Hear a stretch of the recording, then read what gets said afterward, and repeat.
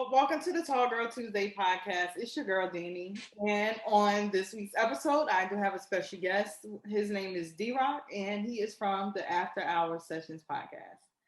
Good evening. How are you today? I'm doing good, Danny. How are you? Thanks for having me. Thank you for being here. So, tell us a little bit about yourself. Let's start like where you're from, and you know things like that. Yeah. Okay. No, I'm from right outside like the Philadelphia area. Like, you know, grew up, yeah, I would say in Bucks County, like so right outside of Philly, about a few minutes away from it, but got a lot of Philly ties. Um, Someone who's always kind of been a fan of history, of sports, and of really just having a good conversation and connecting with people. And I love TV, I love movies, but like radio was the one that I kind of felt like connected to. Like I was like, I can do that. When I saw like TV and movies, I love them, but I never thought like, oh, that's the spot for me. I was always in my mind like, I got that face for radio. So, by the way, you should be honored I'm doing the face thing, because usually I want to hide the face, but I said being on Why? Danny's show, It's a being nice on Danny's show, I appreciate it. I was like, being on Danny's show, I'm gonna go on out there.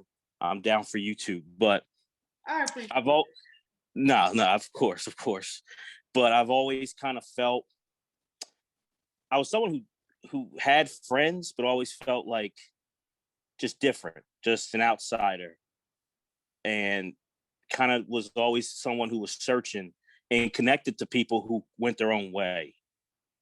And there's nothing wrong with going that, I guess, what's the right word for it, that stereotypical way or that cookie cutter way. That's really cool. I think there's no judgment. Like no one should ever have judgment, but I just never fit that. And I kind of always connected with those who went their own way and just went to the beat of their own drum. And that's what I try to do. And so for me, growing up, I kind of always did feel different. Like when guys would talk about girls when I'm like, middle school, high school, I was into girls too, but they would talk about, what they wanted to do physically with girls. And for me, it was like, man, I love to go talk to that girl and just like lift her up over my shoulders or like play wrestle with her. And I didn't realize that was like, as a young kid, like didn't know about like session wrestling or kink and fetish and BDSM. And when YouTube came around, and I was about finishing up high school, it was like, oh, I'm not the only person, because a lot of people made me feel weird and kind of said it's a phase, or like friends laughed at me and I wouldn't talk about it because I was just like, I don't know why, like I'm attracted to these women sexually, but I don't think about sex. I think about like session wrestling and all these other things. And once YouTube came out, like that was like the opening to this world for me. And I kind of just went from there. And since 2012, I've been doing sessions, like as someone who goes and I'm not the session wrestler, but I meet with session wrestlers. Okay, so for those of us, myself included, I did a little bit of research before we connected here, but explain what session wrestling is for those of us who are unaware. Sure. Sure. So, and I get it because a lot of people don't know when I say it, but it's where a woman will either you will go to her area, like if you're traveling, or a lot of them, and they're starting more now that the pandemic's kind of is getting better, but we'll travel across the country or globally, and you can kind of go on certain websites and see when someone's coming to an area near you or to your area. And with it is you email them and you set up where you pretty much go to their hotel room or wherever you agree upon, and you have a session with them. And usually they're in like a bathing suit. Sometimes it can be topless depending on the person, but it's not a sex thing. Like you're not having sex, but you go, and there's different types of sessions where there's like a competitive one where guys and the guy and the woman are going like kind of all out. There's semi-competitive where the guy puts up a little bit of a struggle, but the woman is on top. And then there's fantasy where there's role play. There's you can kind of talk about attire. You can do oil wrestling. You can do all different types of things. And it's not like having sex at the end. It's just that's what you do, and you pay for a certain amount of time. So if you say, hey, so-and-so, can you come into town? Can I have this kind of session with you on this day? And they'll say if they're available or not. And you'll say if you want to do for an hour, hour and a half, 2 hours, five, however long. And it's really just, it's really been awesome. You kind of just connect and you do that session, but you really, I guess, come out of your shell and you feel connected and you feel, how would I say?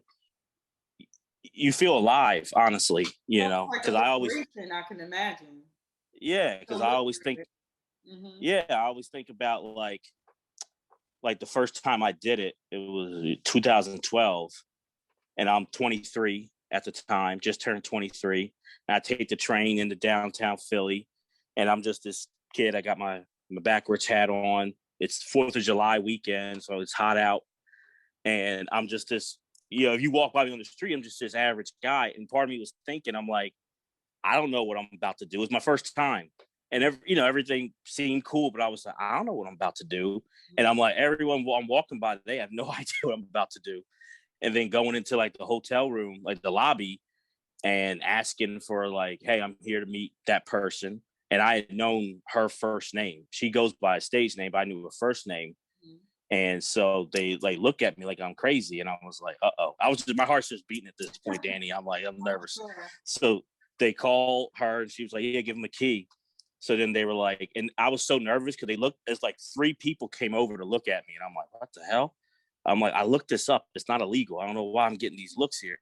But like, so they give me a key and it's like at the Marriott. And they're like, there's like 18 floors. So like, once you get past the 7th floor, you have to use this key to get through to floors 8 to 18. Okay. I'm So so nervous. okay. Yeah. And I'm so nervous. I completely forget that part. So I go on the elevator and I think she was on like the 12th floor. I hit 12 and it's not working. And for 5 minutes, I'm just riding up and down 1 through 7. And I'm like, what the hell? But I was just that nervous. And then finally, I'm like, wait a minute, I got a key for a reason. And then it like hit. But that's how nervous I was. And honestly, it was my first session. And she was I still keep in touch with her, but like really just it was an amazing time. Like it was booked from like 11 a.m. to 12:30. Wound up spending 7 hours with her. We went out to eat, and you just really connected, and talked about life.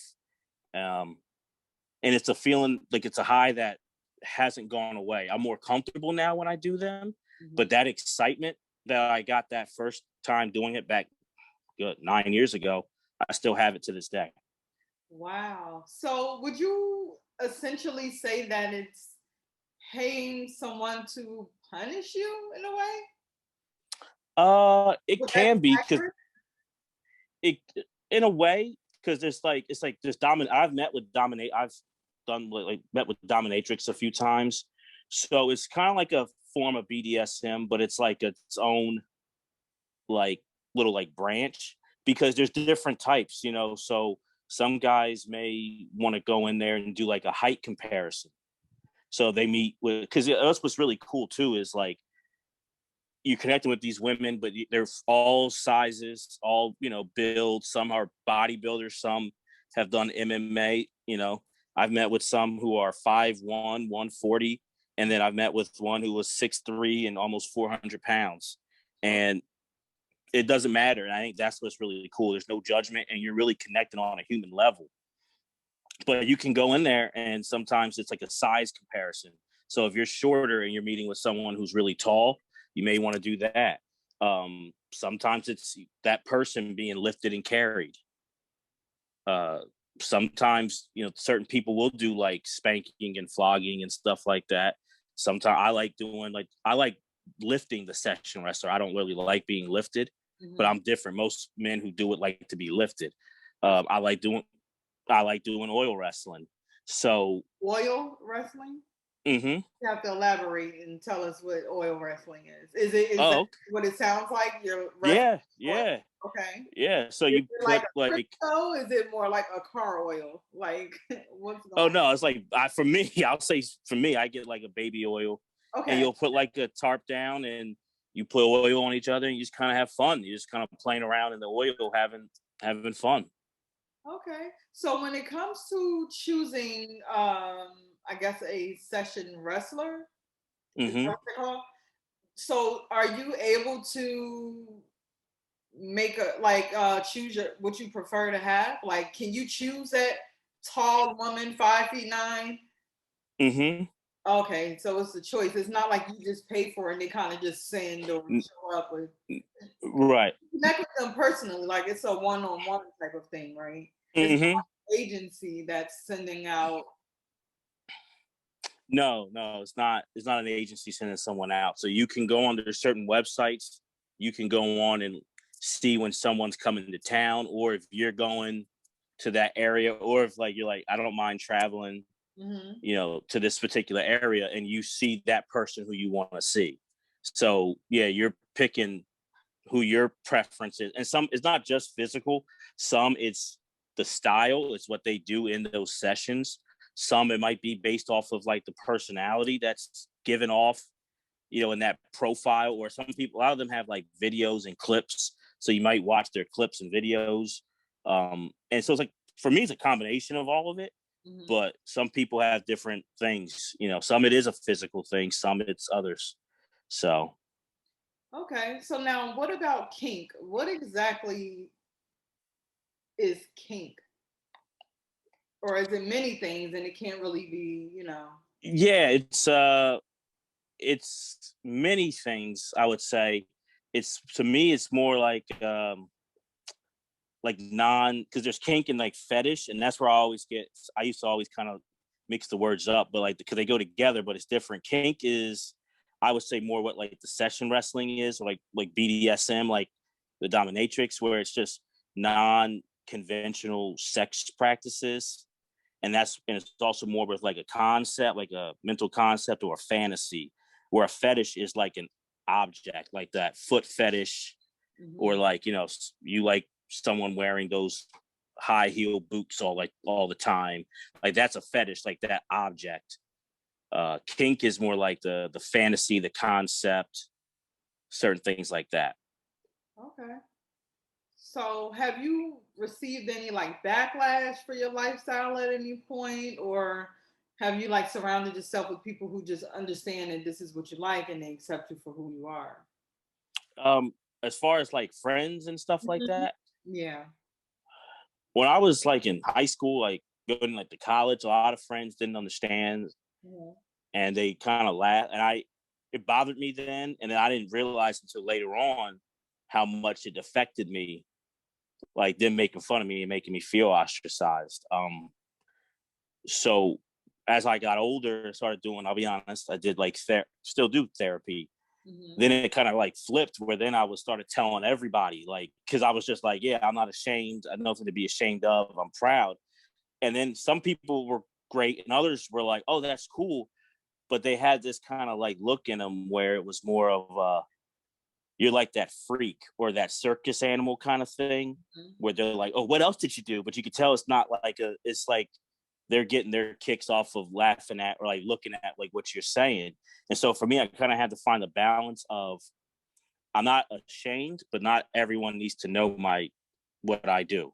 So to me, when we tell, like, when we're vulnerable with people, to me, people need to earn that respect. It shouldn't just be given, because vulnerability, I like Brene Brown.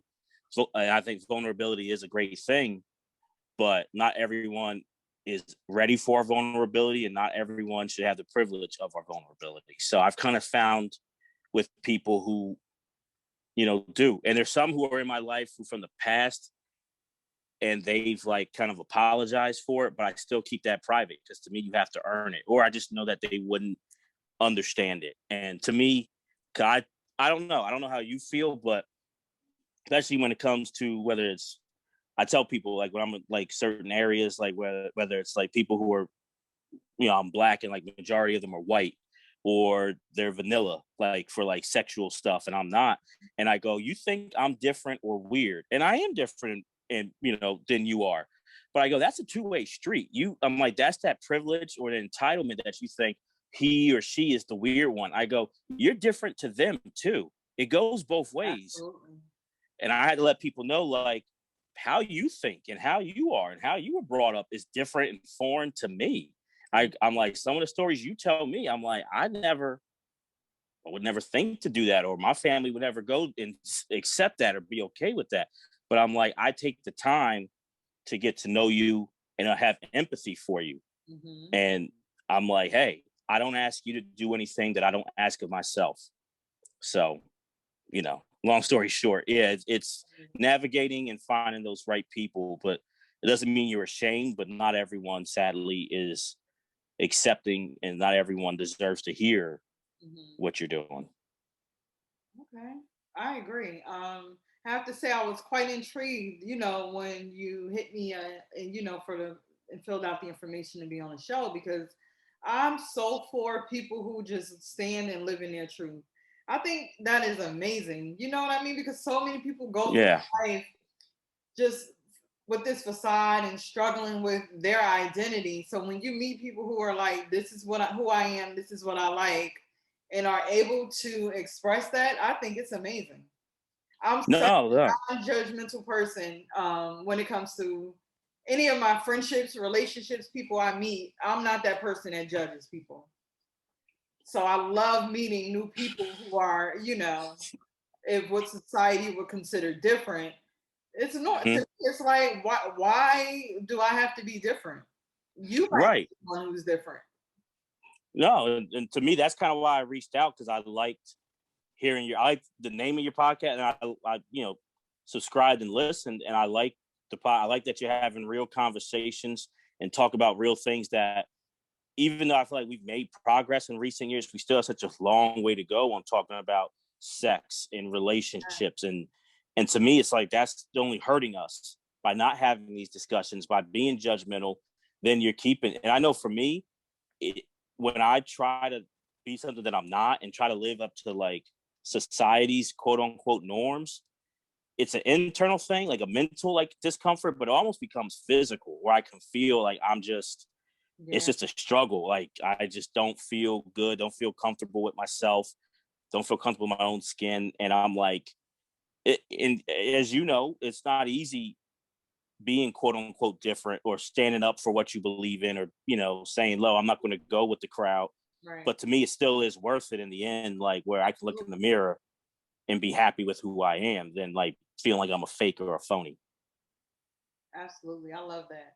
And for me, I have this saying that I say, and it comes up once in a while in episodes that I have, especially like in the beginning of my podcast. And I say, like, we need to normalize like sexual freedom for women, because the narrative of what a woman should and shouldn't be doing, like in the bedroom, to me is just kind of weird. That word. Absolutely. And it's like, for me, I know the type of person I am. And when I'm involved with someone, or when I'm in a relationship or dating someone, if I see the potential from the beginning, I'm going to tell this person, like, not first day, but, once you get comfortable enough to say, okay, I can see myself with this person. Look, we got to have this conversation. These are the things that I'm into. Can you handle that or not? Because Right. I'm not trying to waste your time or mine. And it's usually well receptive. So luckily for me, it's nothing like outlandish or off the wall. But I feel like we should be able to have these conversations with people, because so many people just go through life and just settle and are so unhappy. Mm-hmm. And they get these addictions, and then they get, all of these things to suffice for how they really feel. And it's like, no, I'm gonna tell you who I am and what I want from the beginning, so that way we're clear. There's no miscommunication about anything that's going on. What you see is what you get. So Mm-hmm. I try to be Now, authentic in that way all the no, time. and I love that, and I agree. You know, and I also, well, I have a question for you, but I'll say this first. Mm-hmm. I feel, to me, I think it's much better. I'm glad I'm not in like previous generations, because to me, it's the way it should be. It's what's right morally, that like we should hear what women don't have to be put into a box sexually, or men either. Like that, hey, this is the role you do, that you're in charge, or you dictate, or vice versa. It should be whoever, and it should be like that natural, organic chemistry between those two people. But Absolutely. And I couldn't live like it would just be more stressful, honestly. If, like, sometimes I'm glad, like, when I'm, with somebody and they initiate, I'm like, good. I don't feel like playing games or reading. I'm all right, good. We're on the same page. You're down, I'm down. Okay, like, that's cool. But I wanted to ask you. So, say a guy, say, like, okay, I'll use me for an example. I don't mind. Like, for like, I'm like session wrestling and kink and try some BDSM. What is that appropriate time? Say I'm talking to you and we're like, it's a good vibe, like you're feeling, what is that right time you think to say it? So I know I'm using you as an example, like you're either comfortable or you're not. And it's like, hey, if you're not, that's cool. But like, then I'll find somebody who is more understanding or is willing. Like, what's that like appropriate time? Cause I feel like you don't want to do on the first date, Right. but you don't want to be too late either. That's a really good question because that was a story behind that actually. So interesting how things happen. Um, for me, I would feel like maybe on about the third or fourth date. Once you can tell, you can kind of feel the energy between you and another person. So I feel like if the energy is right and I'm giving you that what's the word for it? Like I'm making you feel comfortable enough to feel like you can have that conversation with me, then have it. Because at the end of the day, I'm not going to judge you for telling me where my issue comes into play. And I've actually had this, like I said, this has happened to me. A guy I met, well, we've known each other for a while, like via social media. And then we had met in person and he had decided to tell me the type of stuff he's into. And I was like, I appreciate all of that. But where he messed up was that he included me into it immediately. And I'm like, why are we talking about these sexual things right now that you plan on, trying to have with me when we haven't even been on a date? Like, something is missing here. Right. So I appreciate, and I told him at the time, this was a while ago, like, I appreciate you living in your truth and being vulnerable enough to share that with me. But we're on two scales here. Like, it's one thing to tell me, and then it's another thing to tell me and then include me into it when we haven't even had a real connection yet. So I was kind of offended at the part where it's like you just assumed that Right. it was okay to include me in it, and we haven't even been out anywhere yet. So now for me, and just as a woman, it's like, so were you ever really interested in me, or were you just interested in like fulfilling some type of fantasy that you have? So that's what a problem was with me. No, that makes sense. You gotta read the situation, and unfortunately, he read it wrong. So Yeah, no, and that's the truth. Like, no one should ever assume, and I get that, like, because then it doesn't make you feel like you as a person. You feel like an object. Like exactly. he's with the fantasy, and you're just kind of filling in.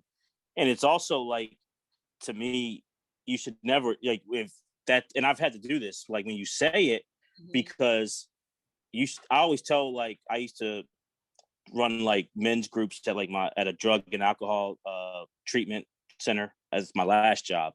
And I would say, like, if you feel like you can't handle a no from a woman, then don't go ask her out, because she should always feel comfortable to say no. You should never make someone feel like they're forced into something or like. So I'm like, whether you're gonna make her feel uncomfortable or inside yourself you can't handle that no, then don't ask, because you need to be comfortable. If that person says no, I'm okay, all right, cool, thanks, and then you keep moving, not making them feel uncomfortable, making them feel a certain type of way.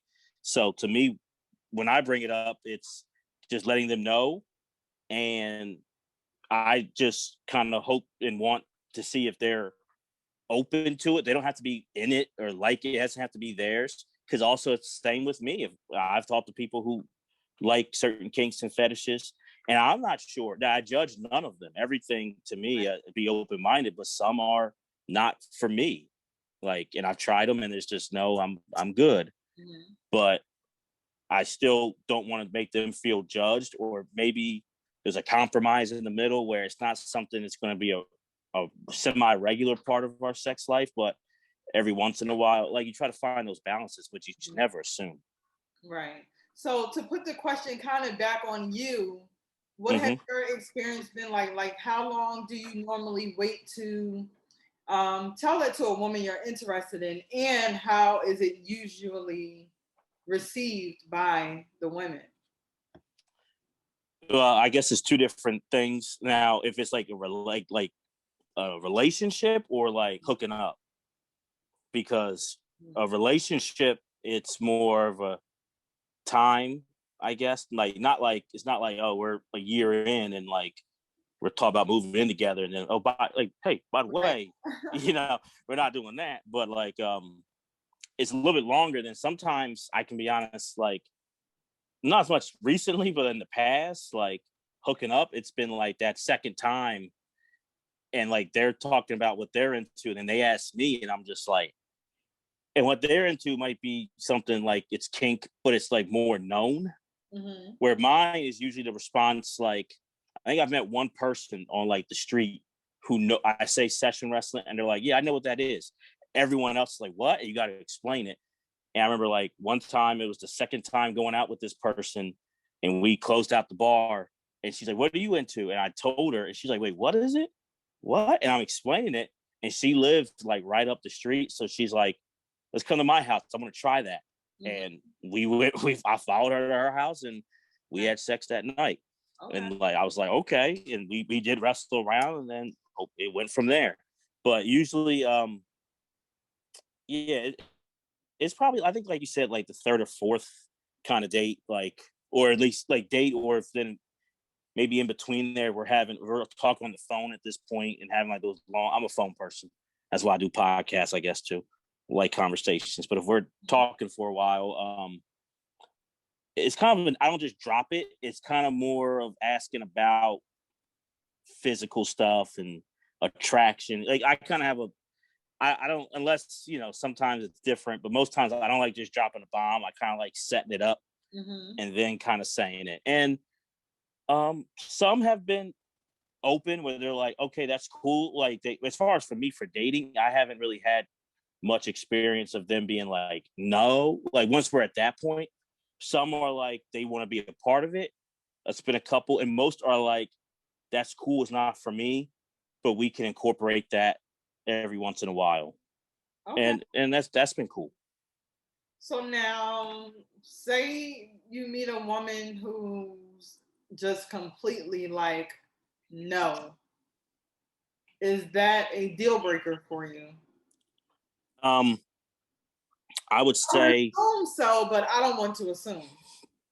no. Usually, it is for me. And I would also say the only other thing I can think of a compromise is, then they would be okay with me continuing to do those sessions, because they're not like sex. Like, it's not. I've had people say, well, how can you do them and not have sex at the end? And I tell people, I go, honestly, if sex was required at the end, I don't think I would do them. Like, I think for me, I'm comfortable knowing it's not that, and it is like a real connection. Mm-hmm. So I would tell that'd be the compromise. And I know maybe people listening might be like, what? But I expect the same. If I wasn't okay with something, either I'd be okay with them fulfilling that fantasy or kink outside of me, or then I would have to be understanding if they say, well, it's a part of me, like, I like this, I don't want to have to feel confined, like, closed up or something like that. Like, so I would understand that. I love that because I took that test. I guess it's called BDSM. Mm-hmm. So I took that test and sent it to my guy, and it was interesting because um how do I put it? So we kind of compared at the time. We compared, our percentages. And I was explaining, like, I would totally be okay with you doing any of these things that I'm not willing to do with someone else. And he was kind of like, what? I'm like, I'm just that free of a person that I want you to be happy, regardless. So Mm-hmm. if there's something that I'm unable to fulfill or to do for you that you feel that you need, by all means, go do it. Now, I'm not talking about, but if there's some things sexually I'm not willing to do, which really isn't too many things, but that's a story for another time. Um, I'm like, sure. Right. And it kind of threw him off because he was like, I'm just surprised that you scored so high in that. And I'm like, why? Like, your happiness is just as important. Now, granted, did I expect him to do the same thing in return? Absolutely not. But I'm not really, there's nothing that I'm into that he wouldn't have been into anyway. So it kind of worked out. But in return, it was a couple things. And it's like, the test is very broad in the sense it doesn't ask you specifics like, would you do this? And then here's your score. Right. So I was just saying, like, yeah, should it come a time where you might decide you need something off the wall, and I'm just like, absolutely not, you got the green light. Go ahead and do it. Now let me ask you, why do you think? 'Cause I don't know how long you have been at this point talking to your guy, Uh-huh. but why do you think he was surprised by your openness? I'm not sure because he knew who I was when he met me, but I guess Right. never really, like, that test. That test is very detailed. So I guess it was just more like, um, I guess it was just shock. Like, I can't believe that you would actually be okay with that. And I'm like, why are you so surprised?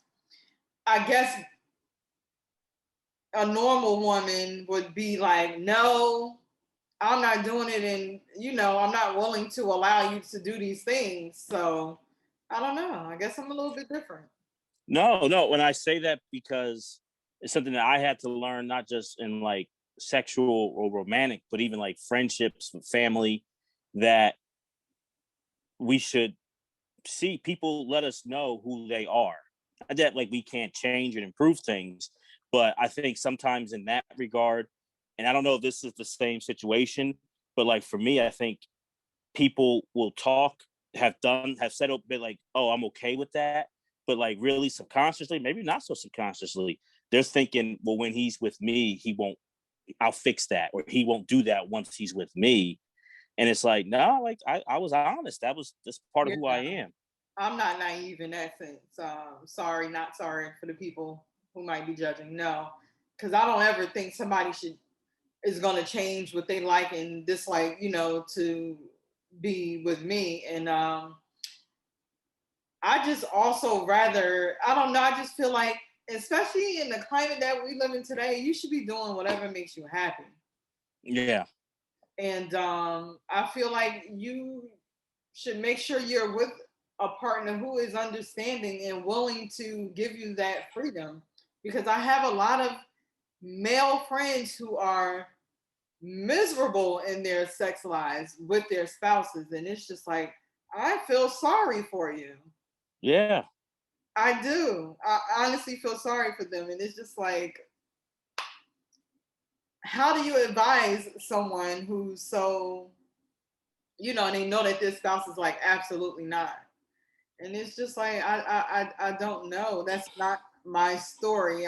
I'm sorry, but Well, it's interesting you say that, and I hope I'm not, for anyone who listens to my podcast, listen to this one. There's no judgment, and I understand because I've been there. But I've gotten, like, from doing the podcast, emails from men who have been married for so many years, and their wives don't know about that they like session wrestling, and they kind of have to keep it a secret. And I don't judge because, hey, I'm not in that shoe. I'm not married, and some of them are older, so like, hey, it's different climates. Maybe when they got married, back in whatever decade. Like, so I have empathy for them, but I'm just like, that's not, I hope that they find peace. And that's not something that I want to do. Cause I'm not a good liar. And, you know, I get anxious when I start doing that. So it wouldn't last long. The gig will be up quick anyway. So I don't even want to try that. So, but I hear you. And when I asked you that, it was more not for you, but like for you, the guy. Like, was he thinking more like well, she's with me, Danie's with me, that she wouldn't be like that? I don't know if that's true or not, but I I was think just it was wondering. more like surprised, like, really? You would allow that? And I'm like, yeah, like I'm not selfish in the sense where I feel like if I'm not going to provide you for with what you need, that you shouldn't be able to. Nah, I'm not saying sit here and cheat on me anything you see and want to do. Like, no. But some things is just like it might be off limits, and I'm willing to say, okay, go have fun, you know? Yeah, I no, think that's people where. are gonna listen to this and be like, "What in the world?" But I've talked about this before. It's nothing new. If No, no. you know me, no. So I've dabbled in polyamorous relationships hmm and been that other, like, that guy. Like, you know, I'm talking to the woman and she's in a polyamorous relationship, and gotten to know her and the guy she's with, and have been in, you know, been that other person where I'm not that main partner, but we, you know, I don't want to be a main partner. I don't want a main partner at that moment. Um, and we have sex, and, you know, I meet the guy meets me. It's all cool. We kind of talk about making sure, like, you know, those healthy boundaries are there, so the lines aren't blurred, and that's important no matter what it is. So to me, even because I'm with you, like, I'm open, where, like, hey, if you like, I know people who are into like needle play, and I'm not. That's not for me. what is needle play? Kind of. I should have been expected. I should have thought about that. But more like you kind of like what I've seen, and like I've been shown it. It's like you kind of like warm up the needle, and you kind of like play it like they like haven't like touched close to their body, and kind of like that. And sometimes there's piercing stuff with it and all that. Um, I know people who are into it. I don't judge it. It's interesting, but it's not for me. And I was with someone who was into that. Yeah, go ahead and find that, or, you know, go out and have that. Like, that's totally, to me, cool. And I don't. But it's always those even if I say that's cool, people I think when they hear that, oh, it's cool, that means go out and do whatever. It's still those we still have boundaries, and it's like, that Exactly. doesn't mean go out and, you know, sleep with a bunch of men and just Exactly. go willy nilly. It's still these boundaries. And hey, if I'm really, and you have to be honest with yourself, because a lot of times, and I've seen that and dealt with that, where that person they say yes, but really they're not ready. Mm-hmm.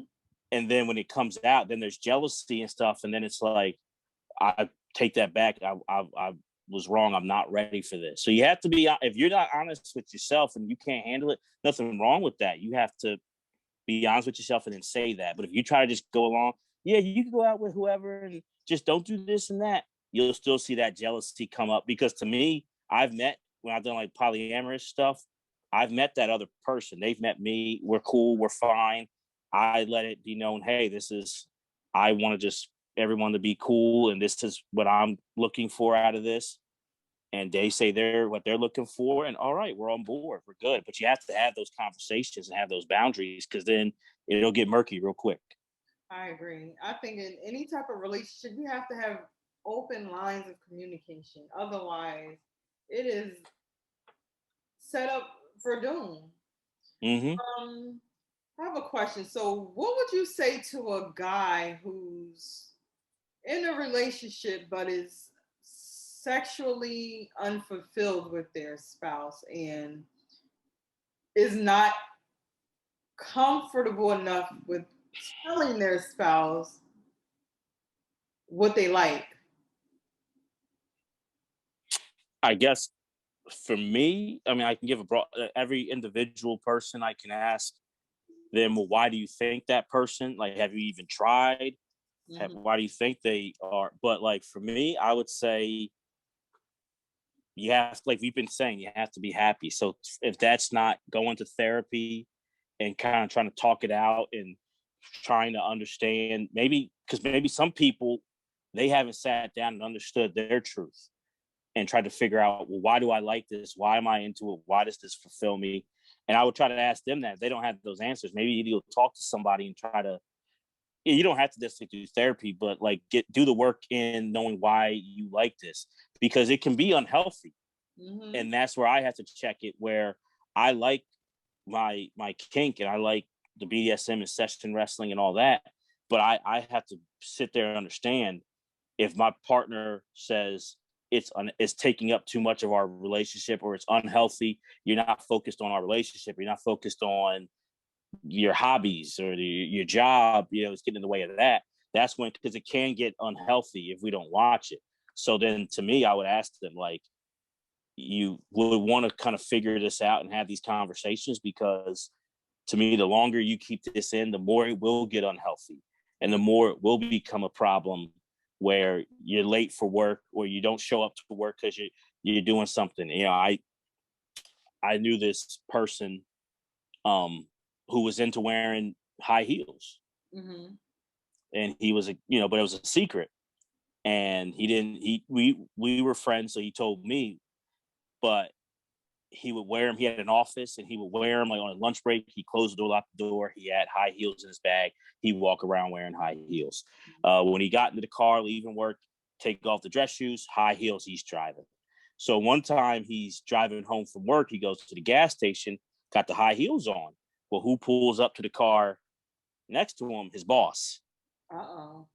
So then has to try to like, and the boss, hey, how you doing? He has to like flick and try to hide it. And then I remember he told me that story, and I said, yeah, and if you don't address this, you kind of come to grips with it with yourself and feel more comfortable. He was married with your wife.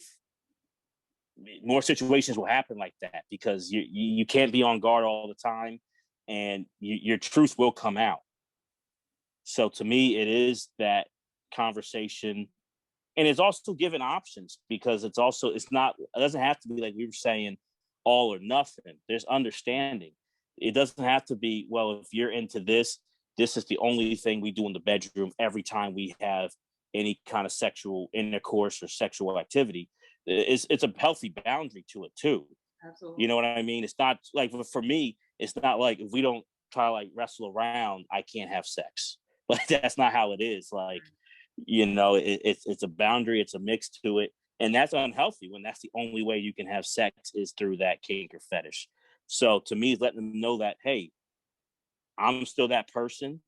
And it's maybe either, like I said, you have a therapist, they can kind of help explain it with you.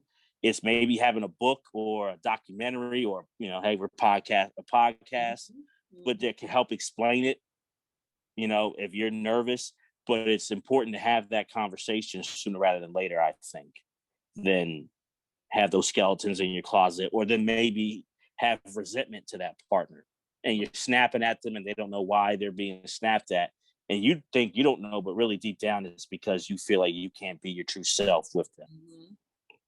That's interesting, because I know a lot of guys who resent their spouses because they're just not into a lot of things, like even threesomes, like on the most common level, I'll say. And it's like, oh, she won't give me one, but she used to do it before we were together. What's so different with me? And I have to explain to them, like, sometimes you have two different type of women. You have the woman who's kind of like me, willing to explore and be free and everything with my spouse, and you have the women who are trying to get that out of their system before they actually lock and settle down with the guy. So in those instances with my friends, they seem to be in the latter type of situation on both, where the person that they were with was like, I used to be into that stuff, but now I'm trying to be like a wife. I'm trying to be like a one woman man and all of that. And they're like, no, keep that same that you had before we met. And right. they're just unhappy. And I'm like, Well, it's funny to me because I feel like there's these labels on, but definitely I feel like I don't know it, but like I have empathy like more sexually like with women than men, where it's like, all right, well, once if you get married or become a mom, then like that being like a healthy sexual person like dies out. You're Mm-hmm. just a mom and a wife, and that's it. And like people, you can still have that, like, and be a mom or be a wife. Like, it doesn't mean that you can't have a healthy sexual appetite. Right. And to me, like, people's sexual, stuff changes. So, like, you might be into this kink when you were younger and trying it, but then when you get older, maybe like those your friends, like their wives, maybe they're not into threesomes anymore. But that doesn't mean that, hey, you can't still be want to like explore and see what else you like and see. I never got it where it kind of I get like there's stigma, but even if you're not, I like watching porn. Mm-hmm. Like certain things, like I like it, and to me, like I had no problem when like people I've dated they like porn, and I'm like, well, what do you could they talk about like a fantasy of theirs? Well, show me, Mm-hmm. and I'll watch it. And maybe that's not the type of porn I like, but I want to see it so I can understand.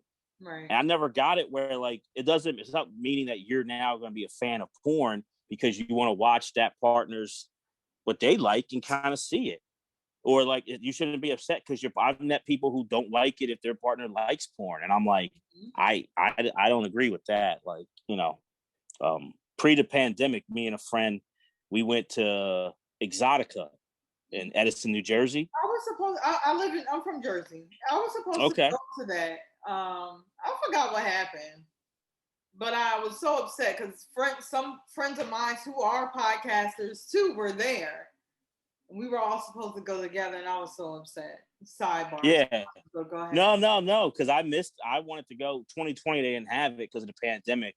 So it looks like they're going to bring it back in 2021. So I went in 2019 and I loved it. Like, honestly, it was great. Like, it's just like a big, like WrestleMania for porn stars. But like, Mm-hmm. it's cool. Like, there's people that you get to take pictures. You got like seminars. You have like the twerking contest or the pole dancing contest over here. People are selling products and videos, and I thought it was really awesome. I kind of want to do that. I think it's in the fall. It's coming back. I want to go up and maybe I'd be cool if I could like podcast from there and have like credentials or something. But no matter what, I want to go back because I thought like, yeah, you're with people who are like just being like themselves, and it's just like you're being comfortable, like, and sex is not like a hidden thing. And I can't tell you, Danie, so many like friends I told who I know like porn, and then I said, well, me and this person's going up.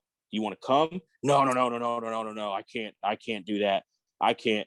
And then when I was there and I was like, taking pictures and stuff like that with people, they're like, oh man, you did that. You did that. Maybe I'll go next year. And I'm like, nah, I don't want you to go with me now. Mm-hmm.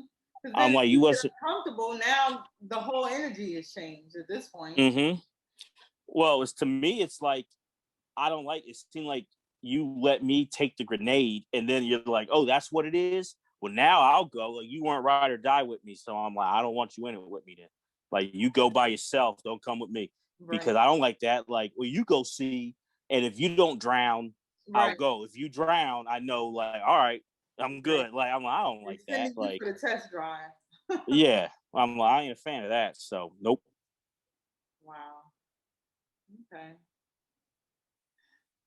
This is I'm enjoying this conversation because No, me too.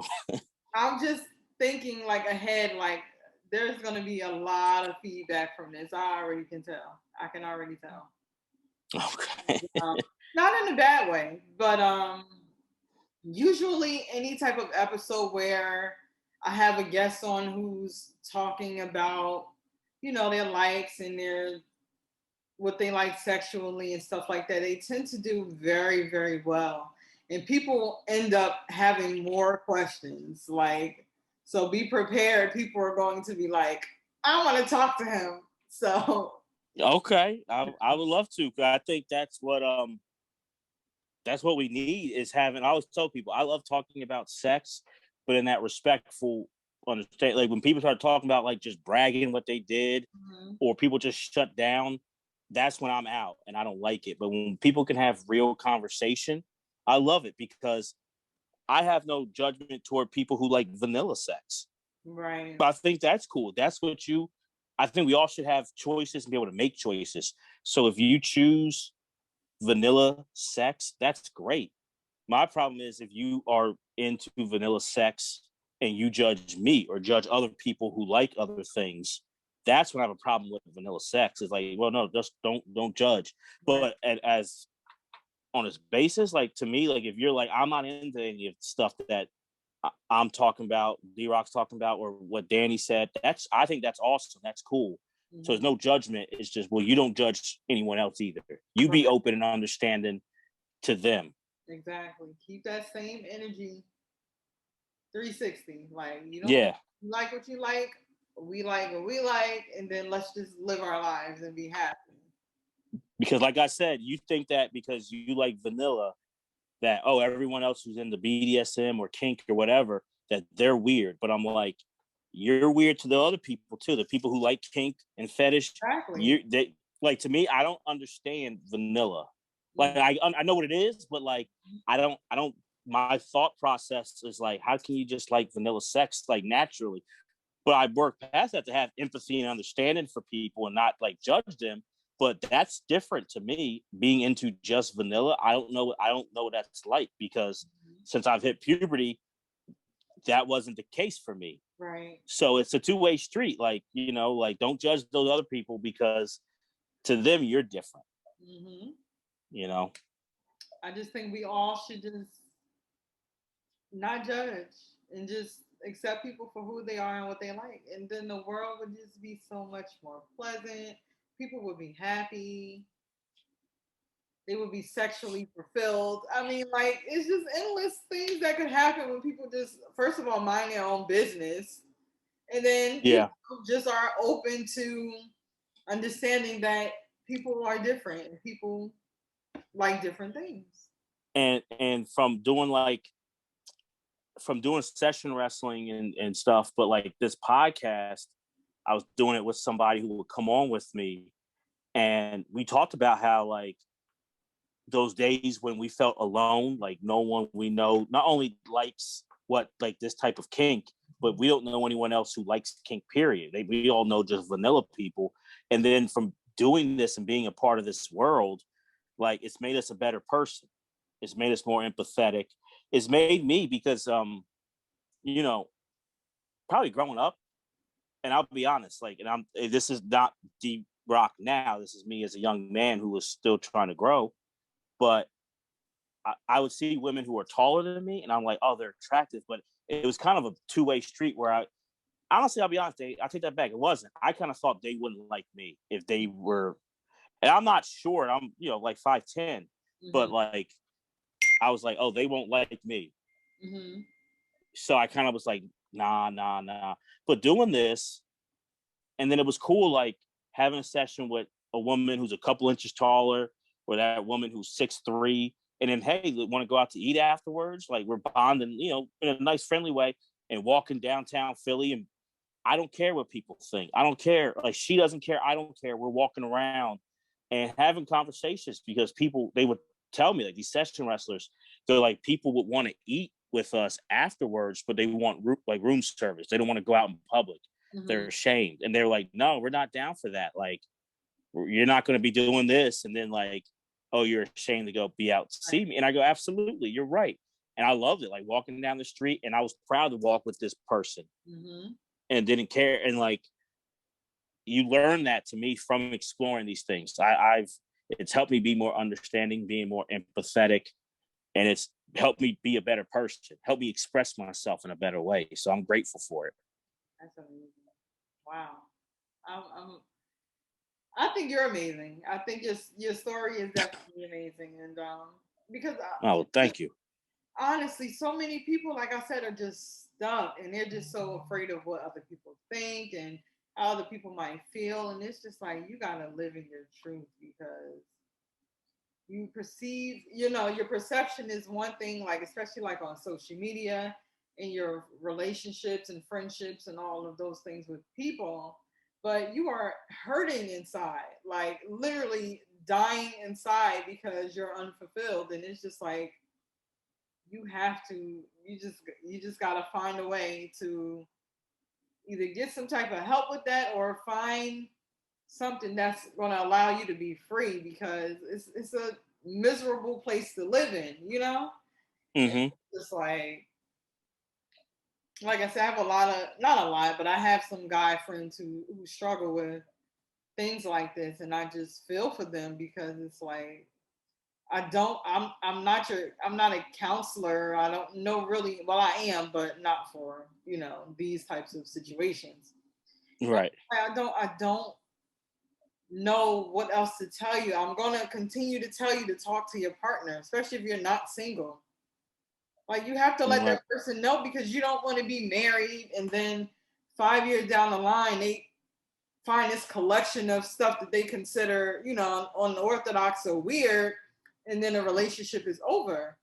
So it's like, cut that out, talk about it now before it's too late, and either that person riding with you or they not, but at least you have peace. Mm-hmm. And to me, I think peace is important. So Oh, it's so important. No, and I appreciate that, and it reminds me of something I've heard, because I've done a psych major and did like counseling for a little bit, and it's like it's when you tell someone this thing and you open up to them about like stuff. We'll use this in like for an example. Short term, it's uncomfortable, but long term, it's the best feeling, and it's what's best for you and even that person, because then they can explore with you or be more open. Or short term, it may be tough if like it's a deal breaker for them, but mhm, then you can be with someone, that right person for you, and they can be with that right person for them in the long term. Then you two together, and you're miserable and not happy and resentful, and you may take a nice pic for the gram or nice pic for Facebook, but deep down, like it's a facade. Like I never wanted to be that, and I hope I never am that. Where like on the outside, like I'm with someone that looks great, but then on the inside, it's like I'm struggling. But on our anniversary, I'll write this lovey-dovey post and get all these likes, but really, it's like I'm hurting on the inside, and she's hurting too. But we're trying to put on a facade for who? right. Like Wow. it's always interested me. Just like what, and I guess it's like that curiosity of like what people are into, but what people find attractive, Hmm. personally, but even physically, what people are into.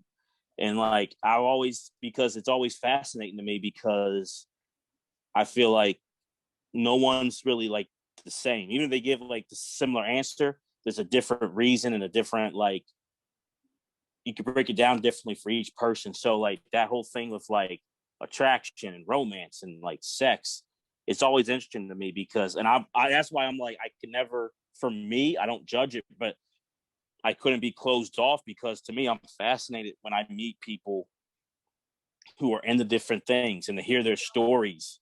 Me too. Like that's been a blessing of doing the podcast.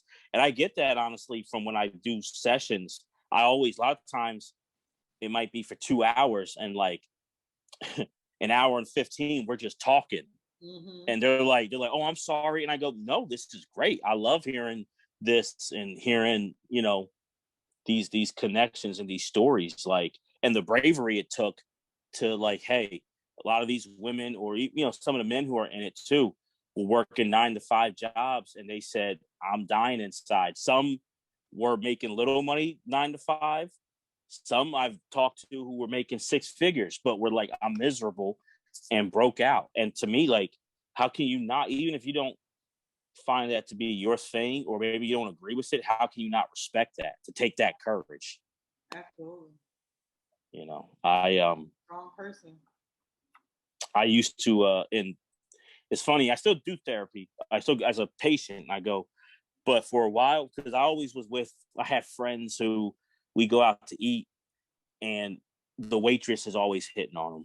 Hmm. And you know what I mean? And I'm like, I never want to be that dude, because you look stupid. Like, no offense, people, but I'm just like, you look dumb. Like she's just being nice to everyone. She wants a tip. Like she's not Right, hitting on you. right.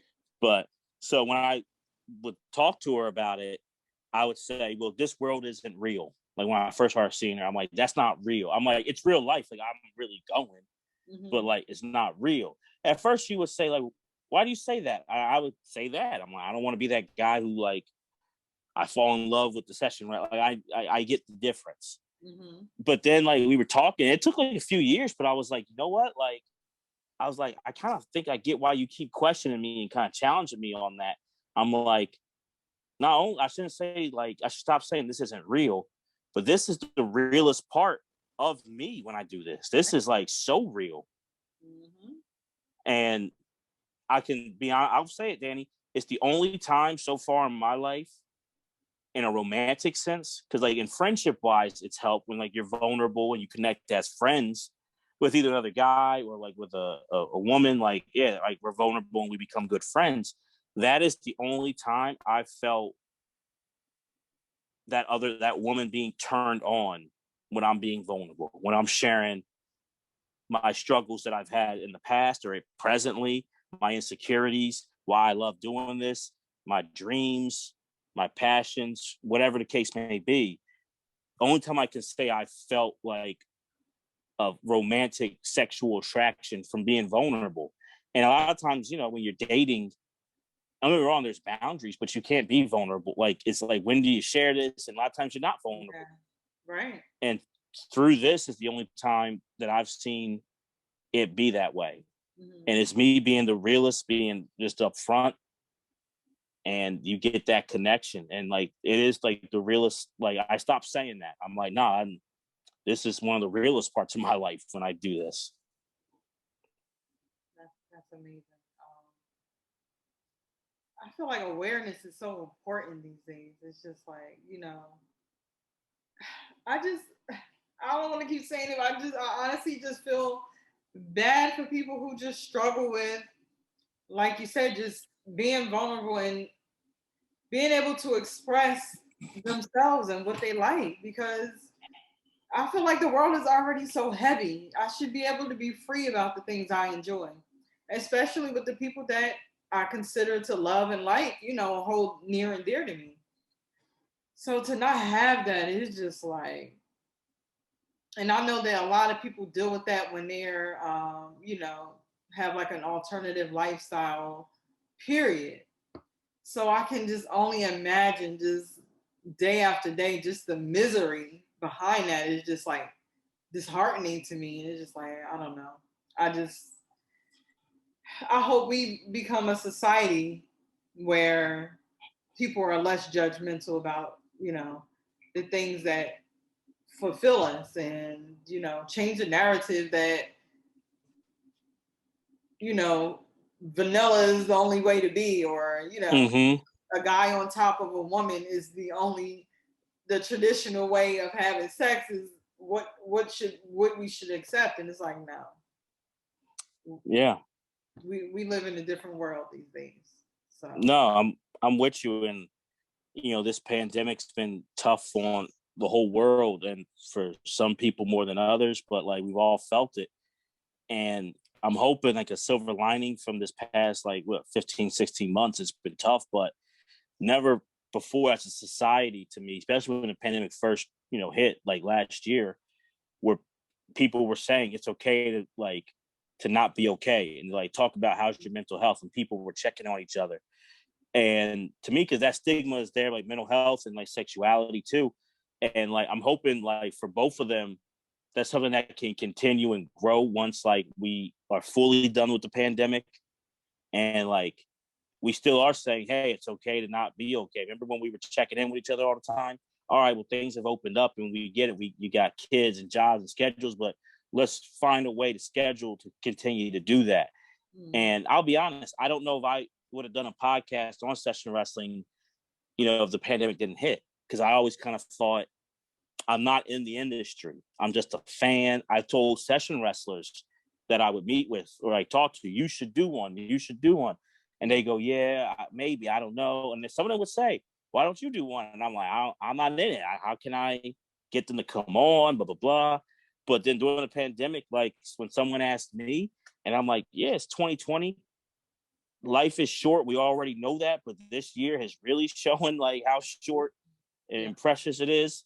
So, all right. And I told him, I'm like, I need help. Like, I got a lot of things on my plate, but if you're willing to help me, like, I'll do it. And it's been a great decision. I'm glad, like, and there's been times where, like, because, you know, you get it just as better than anyone with a podcast, like, the fun part's recording, but it takes so much off air to get everything going.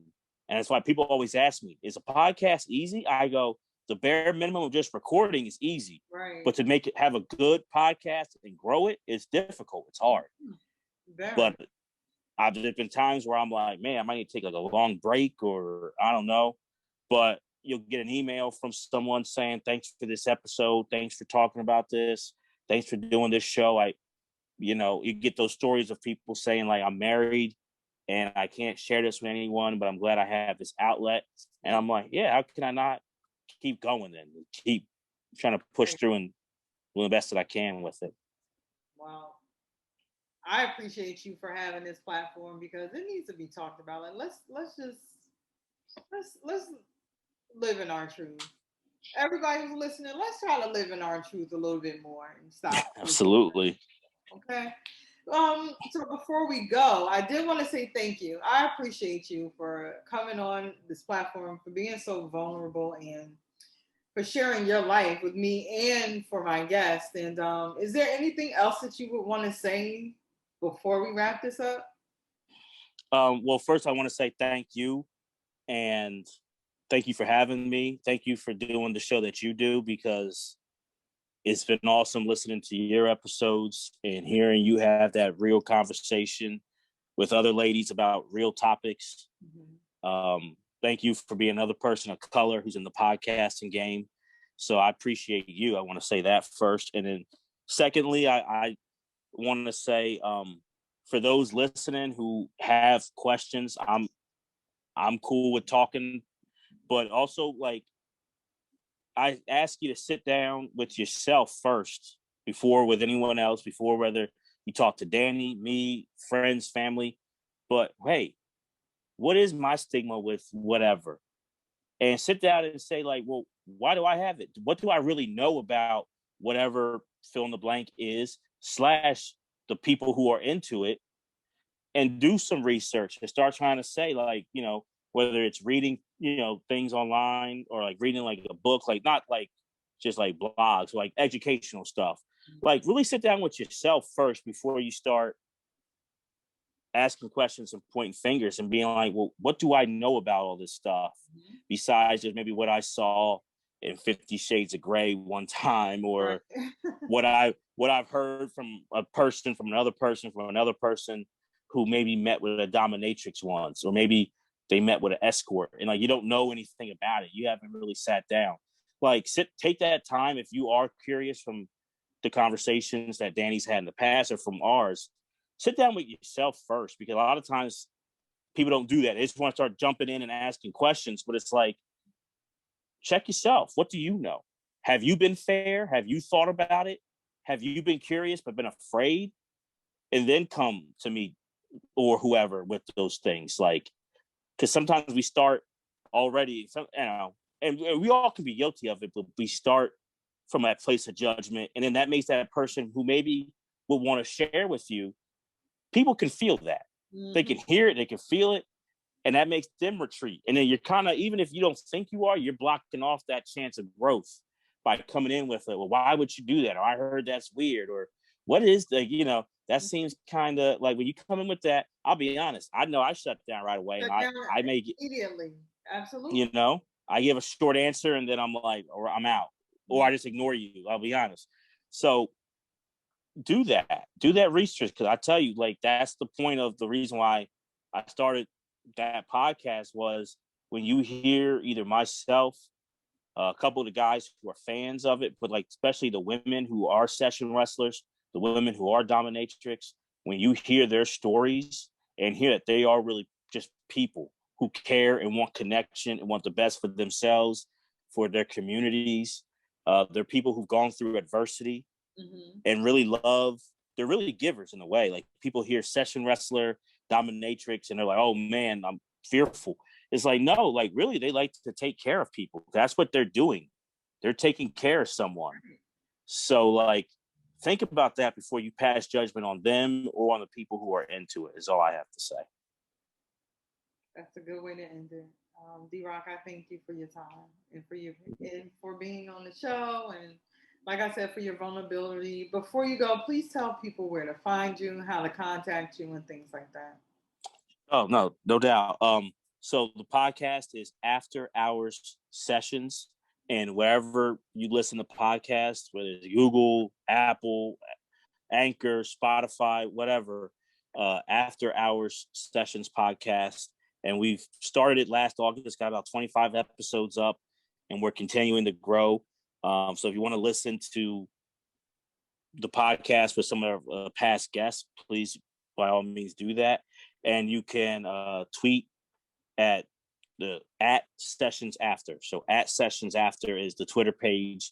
And you can hit me up there, or even the email, which is After Hours Sessions Pod at gmail.com. So if you want to email a question, After Hours Sessions Pod at gmail.com. So if people listen and want to ask questions or want to understand more, I'm definitely down to have a real conversation. I love doing that. And so thank you, Danie, for having me on. It's been great talking with you. It's been great talking with you too. Now, just be prepared. Are you open to an Instagram live should there be an opportunity? I'm open.